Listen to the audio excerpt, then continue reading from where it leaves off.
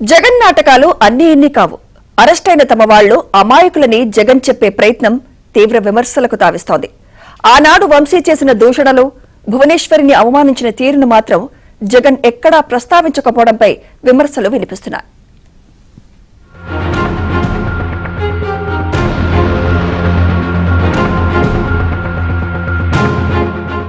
గత 5 ఏళ్లలో దాడులు చేయటం, దూషణలకు దిగటం జగన్ అండ చూసుకుని కొంతమంది వైసీపీ నేతలు రెచ్చిపోయారు.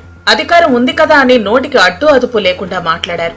ప్రతిపక్ష నాయకులను వ్యక్తిత్వ హననం చేస్తూ మహిళలను కించపరిచే వ్యాఖ్యలు చేశారు. వైసీపీ నేతలు ఇష్టం వచ్చినట్లు మాట్లాడినా ఆనాడు సీఎం హోదాలో ఉన్న జగన్ ఏమాత్రం వారికి అడ్డు చెప్పలేదు సరికదా, వారిని మరింత ప్రోత్సహించారు. దీంతో వైసీపీ శ్రేణులు రెచ్చిపోయారు. కాలం ఒకేలా ఉండదు కదా, ప్రజలు వైసీపీకి బుద్ధి చెప్పి కూటమి పట్టం కట్టారు.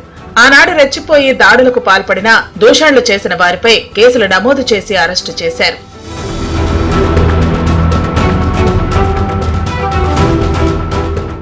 దీనిలో భాగంగా గన్నవరం టీడీపీ కార్యాలయంపై దాడి ఘటనలో 80 మందిపై కేసు నమోదు చేశారు.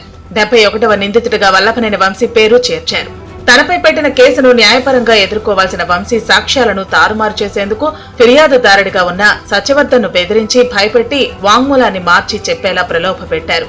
దీంతో స్పందించిన పోలీసులు అన్ని కోణాల్లో విచారణ చేసి వంశీతో పాటు మరో 10 మందిపై వివిధ సెక్షన్ల కింద కేసు నమోదు చేశారు.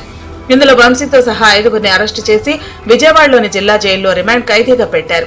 వంశీని పరామర్శించేందుకు జిల్లా జైలుకొచ్చారు జగన్. ఆయనతో పాటు వంశీ సతీమణి పంకజశ్రీ, మాజీ ఎమ్మెల్యే సింహాద్రి రమేష్లను మాత్రమే లోపలకు అనుమతించారు.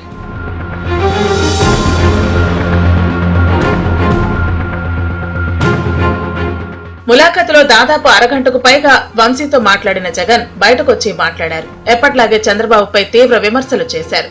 ఆ రోజు పట్టాభి ద్వారా వంశీని తిట్టించడమే కాక వైసీపీ కార్యాలయంపై దాడికి పురుగొల్పడం వల్లే టీడీపీ కార్యాలయంపై దాడి జరిగిందని జగన్ చెప్పుకొచ్చారు. అయితే అదే వంశీ భువనేశ్వరి, చంద్రబాబులను చెప్పలేని విధంగా దూషించిన వైనాన్ని మాత్రం దాచిపెట్టడంపై తీవ్ర విమర్శలు వినిపిస్తున్నాయి. చివరకు పోలీసులను సైతం బెదిరించే విధంగా వారి సంగతి తేలుస్తామంటూ మాట్లాడిన మాటలపైన ఖాకీలు ఆగ్రహం వ్యక్తం చేస్తున్నారు.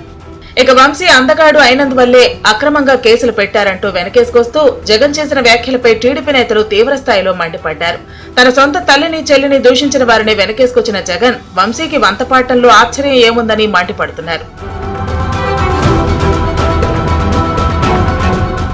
జైలు వద్దకొచ్చిన జగన్ ఆనాడు గన్నవరం టీడీపీ కార్యాలయంపై దాడి జరిగిన నాటి నుంచి ఇప్పుడు వంశీని అరెస్టు చేసే వరకు జరిగిన పరిణామాలను ఏ విధంగా ప్రస్తావించాలి, ఎక్కడెక్కడ చంద్రబాబు, లోకేష్ లను టార్గెట్ చేసి విమర్శించాలనే అంశాలను ముందుగానే రాసుకుని వచ్చి 8 పేజీల స్క్రిప్ట్ ను చదివారు.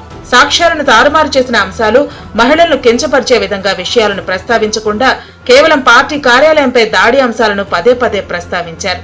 వంశీ ఏ తప్పు చేయలేదని చెప్పేందుకు జగన్ తెగ తాపత్రయపడ్డారనేది అందరికీ అర్థమవుతోంది.